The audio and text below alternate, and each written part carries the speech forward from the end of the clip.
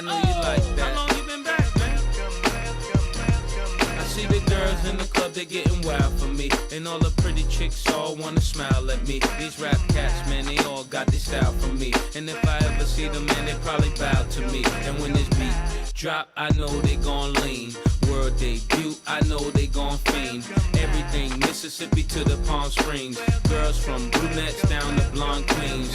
These young boys don't Hello know everybody, what welcome to the Ozarks Sports Report Show here, joined with the head coach of the Purdy Eagles, Coach Josh Hughes. And for today's show, we got a preseason preview to talk about with Coach Josh Hughes of the Purdy Eagles. So we're going to be talking about the fall baseball season that will be kicking off in just a few days. And now, so Coach Hughes, what will be the fundamentals that you'll be going to be talking about in this fall season?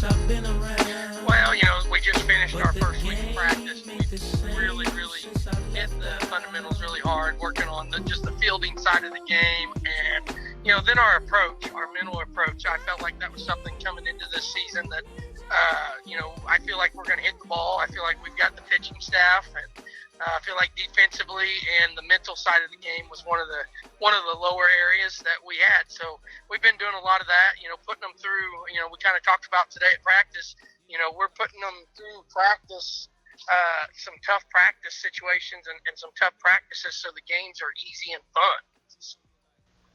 Make the games easy and fun over there at Purdy. And so this is actually the first time that the Eagles have been on the field since March, actually, since the pandemic started, of this COVID-19 pandemic.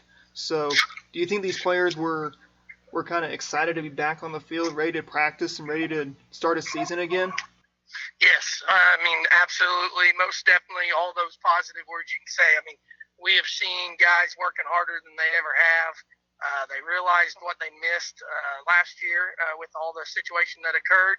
And then also they were really close to the seniors that we graduated that lost their senior year. And even the sophomores, juniors, and seniors missed out, but even the freshmen are buying into that. They've been working really hard, and they know what they missed, and they know how quick it can be ripped right out from underneath them. So they're giving everything they got right now. Giving everything they've gotten right now. So who are the seniors that you have lost from graduation this year?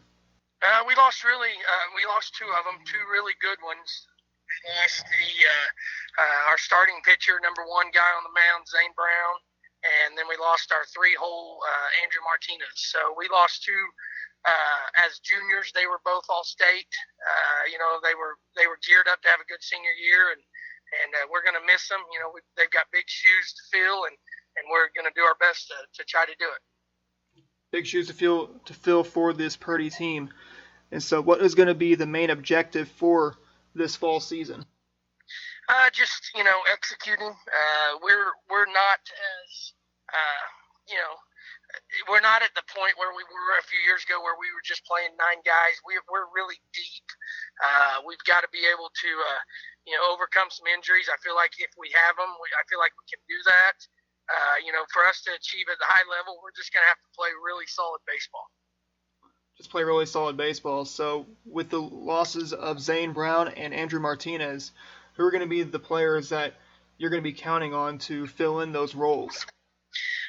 I'm going to look at my 4 seniors this year. They've played, all 4 of them have played since they were sophomore year, and Jake Brown's played since he was a freshman. So, I've got 4 seniors coming back with a lot of experience, varsity experience, and, I'm going to expect them to lead us number-wise, but I'm also going to expect them to lead us leadership-wise.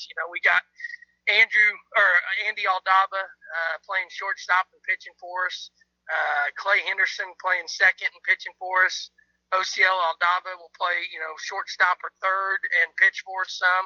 And then, of course, Jake, I already mentioned him. He's gonna play some center field, and we're gonna give him some shots maybe on the infield again this year as a senior, and he's gonna have to pitch for us. And then all 3 of them are gonna bat, in the top 4 or 5 in the lineup. So lots of shoes to fill for this Purdy team. They only lost 2 seniors once again in Andrew Martinez and Zane Brown, but they do have Jake Brown. They got Andres Aldaba. They have OCL Aldaba and some other players just up and down the lineup. That lineup is going to be something to look forward to. They can make some ruckus there in the SWCL. Now, talking about the SWCL, now you guys did lose to Crane last year in the SWCL championship, so is it going to be another step is to make it back to the SWCL championship and maybe face Crane for the third time? Yeah, I mean, that's our goal to get there, but I think all the coaches in the SWCL is going to probably tell you this. I think the conference is stronger this year than it's been since we've joined it. I think, this will be our third year in the conference since we moved over from the Ozarks 7 to the Swickle. But I think, like I said, it's going to be one of the toughest, the one from the top to the bottom that it's been since we've been in that conference. So yes, I still think Crane's the team to beat just because they bring a lot of kids back. But I think there's going to be a lot of teams out there that aren't going to be an easy win. They're going to push us to the limits. We were very fortunate. We got some opportunities to play a few games this summer, not many, but one of those games was against Sparta, and they looked good. I mean, they put it to us, beat us pretty handily this summer, and they're getting better. I know Southwest is getting better. I know Blue Eye is. Billings is always tough. Galena's, with Coach McGowan down there, he's doing a good job in his second year. So I know that there's going to be a lot of teams that are in that Swickle that are going to be tough to run through it and win, kind of like what we did 2 years ago and what Crane did last year. So I can imagine the conference champion maybe having a loss or two. Conference champion may have a loss, maybe in the conference, maybe in non-conference play. And we talk about non-conference play. As you guys will start off the season at non-conference play, you guys take on Silo, Oklahoma.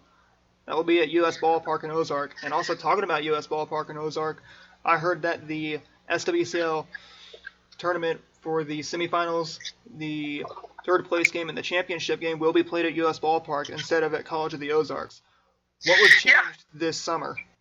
Yeah. I mean, to answer all those questions, we're looking forward to all that. I mean, we've got a really hard non-conference schedule.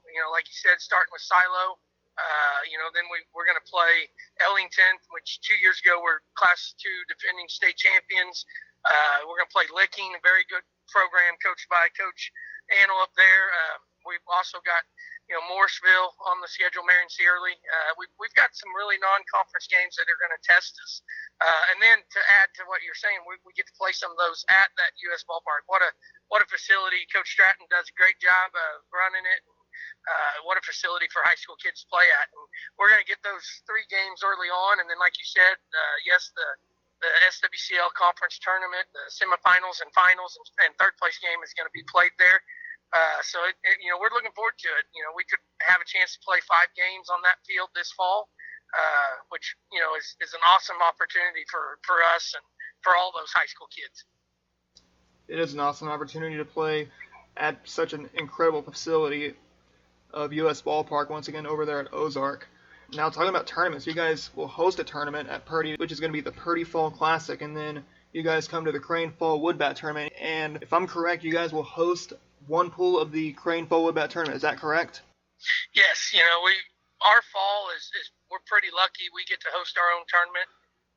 Get to play a few games at home during that tournament. Then fortunate enough that Coach Harmon lets us host our pool in the Crane Woodbat Tournament. So that gives us some more home games.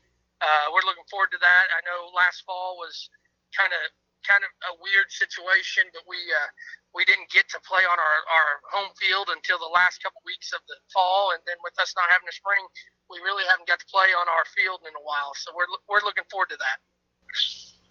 Are looking forward to that. Now tell me about the Crane Fall Woodbat Tournament.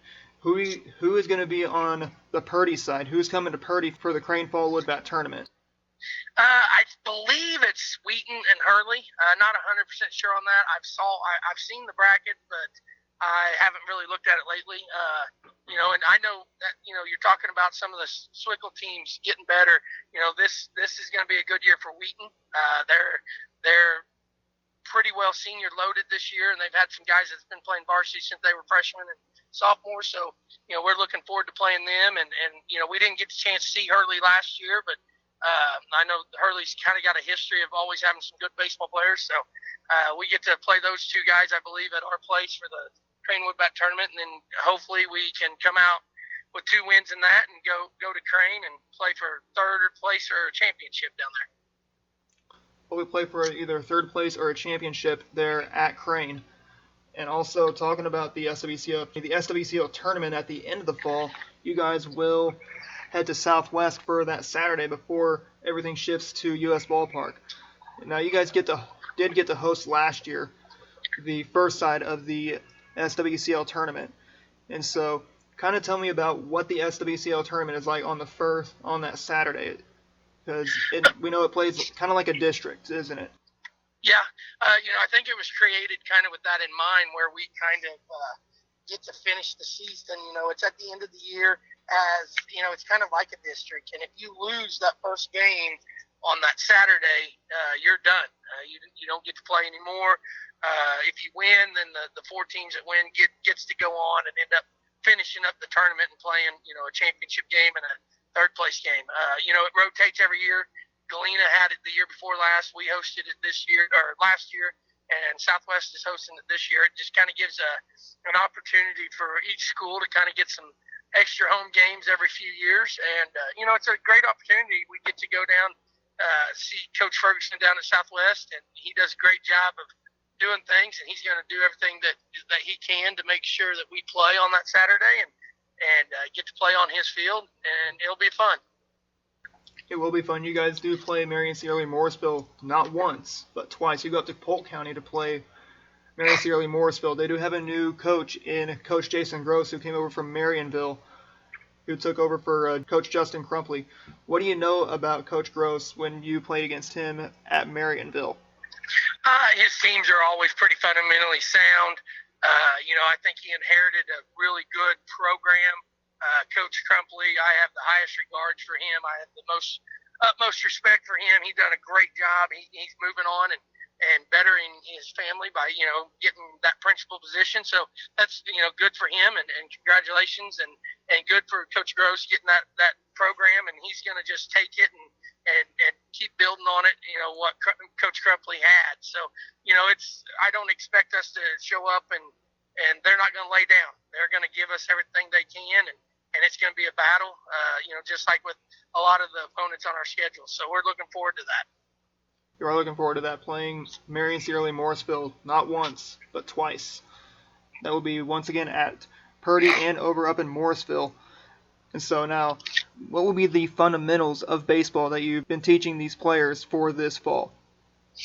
We just broke down everything. I mean, we've thrown so much stuff at these kids this week. Our coaching staff's done a great job of preparing for this week, and we've been ready for it. We've been anxious to get on the field after everything that's happened, and I've told them all week long, I'm throwing a lot of stuff at you, and I'm expecting you to remember a lot, and I'm expecting you to do a lot, and they've done it, and I've been really proud of them. So, just the simple fundamentals of, catching and throwing, being in the right place, executing. There's always somewhere to go on a ball that's put in play, and just trying to teach these kids and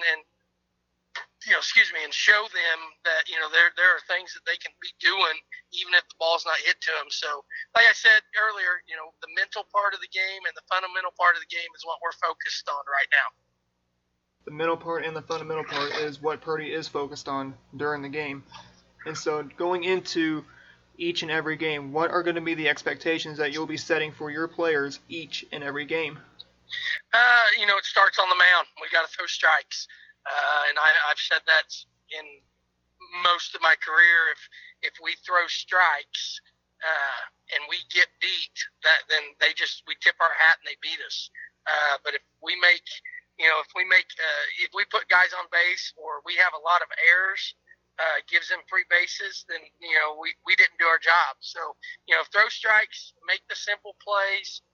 And then on the offensive side, we got to be able to execute. I really felt like the last few years when we got beat, it was because we didn't execute. We didn't do the simple things, whether it's a bunt, a hit and run, or even just the simple things of moving a runner over. We got a leadoff double. There was a lot of times that next guy didn't do his job, didn't get the runner over to give us a chance to score him from third. So, going into each game, we're just going to focus on the little things that we can control. and go from there. Little things are the things that win baseball games. Pretty Exactly. much any sport, basketball, Yes. football, baseball, you name it. The little things are the ones that win games. And Right. so, what is the Purdy way of coaching that you coach your players? Oh, without telling you all my secrets, Adam, I don't know if I should. No, I just with that being said, I mean, we just hard nose. I mean, I want us to be dirty, in the dirt, diving for balls, wearing pitches. When we're batting, taking balls off the chest. On ground balls. I just want us to play fundamentally hard, hustle. Just do the things that every coach expects out of their players. It's kind of like I talked to a basketball coach a few years ago.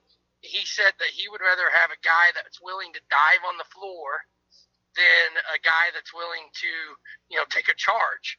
And that's kind of the way we feel. We want a guy that's able to dive. We want a guy that's able to do those little things.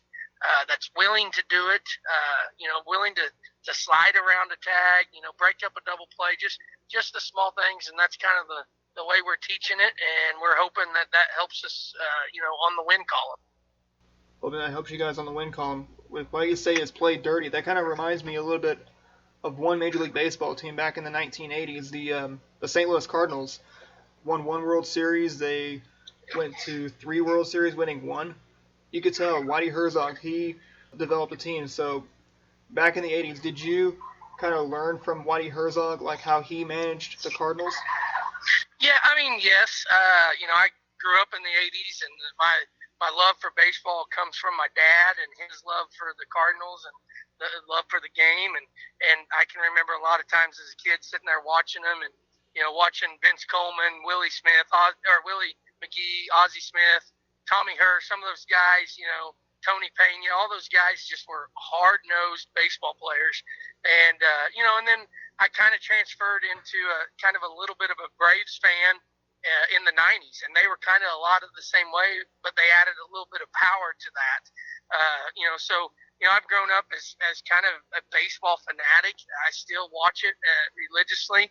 I'm watching West Coast baseball at 11 o'clock at night almost every night, just to try to learn little things that can help my players and help our ball club to be a better program. So, yeah, to answer your question, yes, I'd say some of that stuff was learned by watching, the Whitey ball, as they call it, over the years. So it is good to watch Major League Baseball, to learn, or just to be a fan, And so what is going to be the big words that you're going to be lecturing to your team to bring a win to your clubhouse? We're focusing on our mentality right now, and one of the things we're focusing on is, are they in? Are they in? Are they into this program? Are they 100% committed? Are they willing to do whatever it takes? I mean, are you willing to play third base at a situation where you've never been, or are you willing to get hit by a pitch? Those type of things, and that's one of the mentalities of the game that we're focusing on. Is just, are you in? Are you 100% into what we're doing? And I think right now I could say we have 100% buy-in and 100% commitment. 100% buy-in and 100% commitment is what this Purdy team has. And so what is going to be one word that describes this Purdy Eagles team for this 2020 fall season?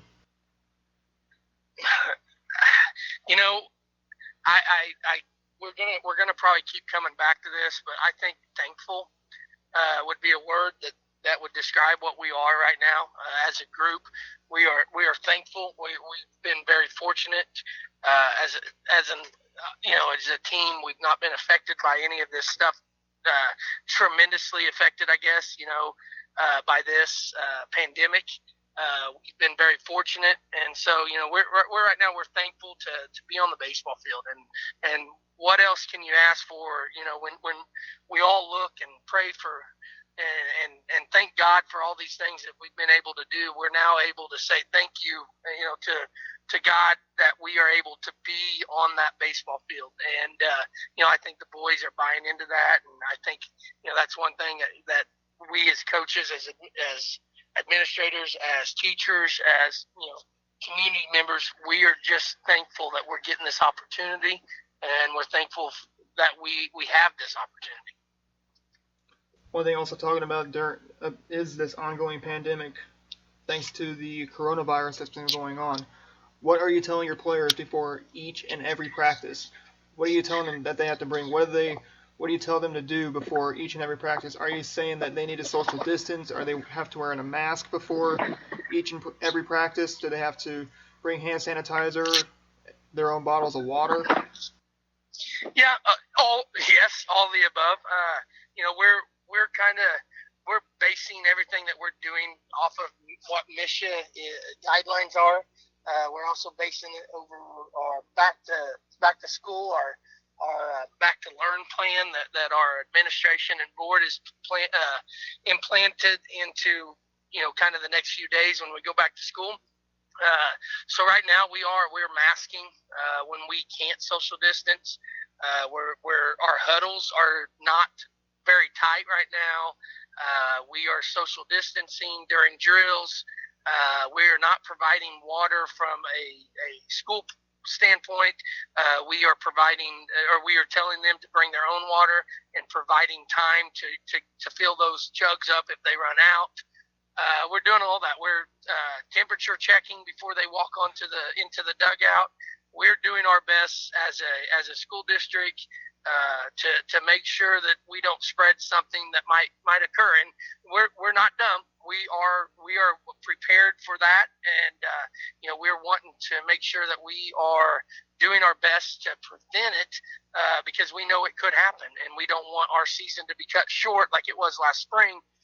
Because of that. So we are doing all those stuff that you mentioned, and we're going to continue to do it until we're told otherwise, and we're going to continue to change. This may change the way we do things for the rest of my career, or rest of I don't know, it may be the rest of our lives. We may have to make adaptations and change things. So but yeah, we're doing all that stuff to make sure we can have a season. Just hope to have a season this fall, as once again MSHA did say that the season was lost due to this ongoing pandemic that started back in March. And so now with Major League Baseball, they've already started, but they're not allowing any fans into the stadiums.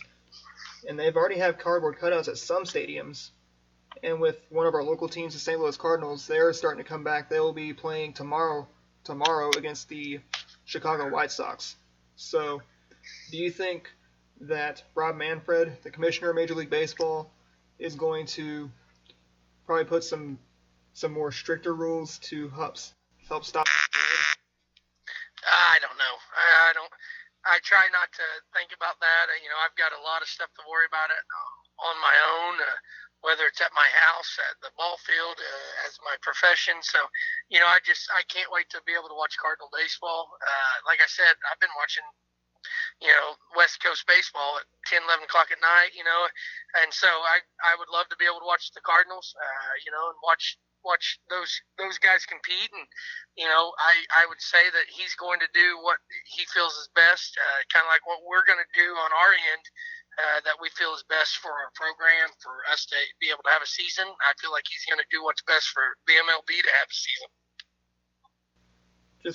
Just do the best for, once again, baseball here in Missouri to have a fall season.